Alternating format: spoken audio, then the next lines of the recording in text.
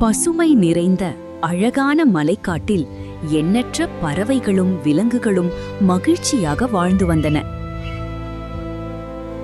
அந்த காட்டில் சிட்டு என்ற சிறிய குருவி எப்போதும் பாடிக்கொண்டும் சிரித்துக்கொண்டும் மகிழ்ச்சியாக வாழ்ந்தது. அதே காட்டில் கழுகு ராஜா என்ற பெரிய கழுகு அனைவரையும் விட உயரமாக பறப்பதில் பெருமை கொண்டிருந்தது. என்னைப் போல உயரமாக யாராலும் பறக்க முடியாது என்று கழுகு தினமும் பெருமையாக கூறியது. அதை கேட்டு சிட்டு சிரித்தபடி, நல்ல மனசு இருந்தால்தான் எல்லோரும் விரும்புவார்கள் என்றது. சின்ன குருவியின் பேச்சை கேட்ட கழுகு ராஜாவுக்கு கோபம் வந்தது. நாளை யார் சிறந்த பறவை என்று போட்டி வைத்து முடிவு செய்வோம் என்று சவால் விட்டது. மறுநாள் காலை போட்டியை பார்க்க காடு முழுவதிலிருந்தும் விலங்குகளும் பறவைகளும் ஆர்வத்துடன் ஒன்று கூடின. முதல் போட்டி உயரமாக பறப்பது. அனைவரின் பார்வையும் வானத்தை நோக்கி திரும்பியது.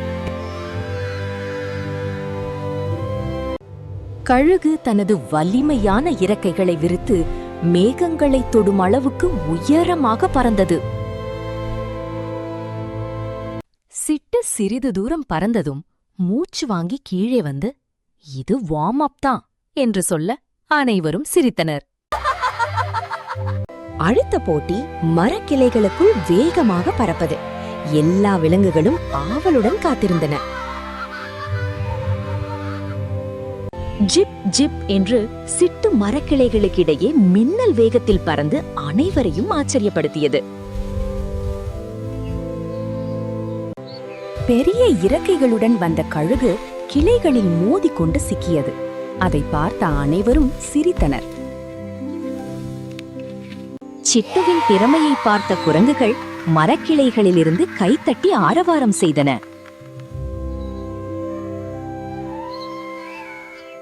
இறுதியாக யார் முதலில் பழத்தை எடுத்து வருகிறார்கள் என்ற புதிய போட்டியை விலங்குகள் அறிவித்தன.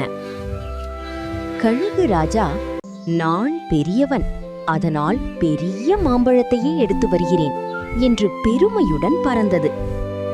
பெரிய மாம்பழம் மிகவும் கனமாக இருந்தது.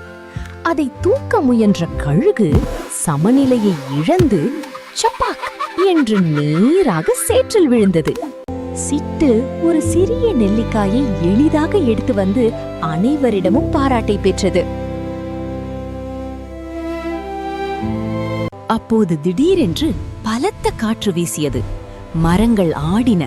சிட்டு காற்றில் சுழன்று தடுமாறியது.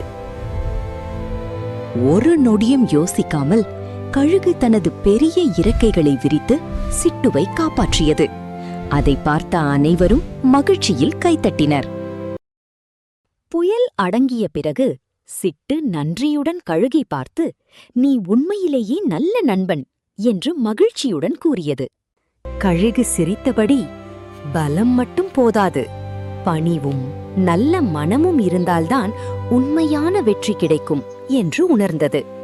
அந்த நாளிலிருந்து சிட்டுவும் கழுகும் பிரியாத நண்பர்களாக மாறினர். அவர்கள் ஒன்றாக பறந்து காட்டில் மகிழ்ச்சியை பரப்பினர். இருவரும் சேர்ந்து காட்டிலுள்ள சிறிய விலங்குகளுக்கும் பறவைகளுக்கும் உதவி செய்து அனைவரின் அன்பையும் பெற்றனர். உடல் பெரியதா சிறியதா என்பது முக்கியமல்ல. நல்ல மனம், பணிவு மற்றும் நட்பு இருந்தால் யாரும் உண்மையான வெற்றியாளராக முடியும். இந்த மகிழ்ச்சியான நட்பு காடு முழுவதும் ஒரு அழகான பாடமாக மாறியது.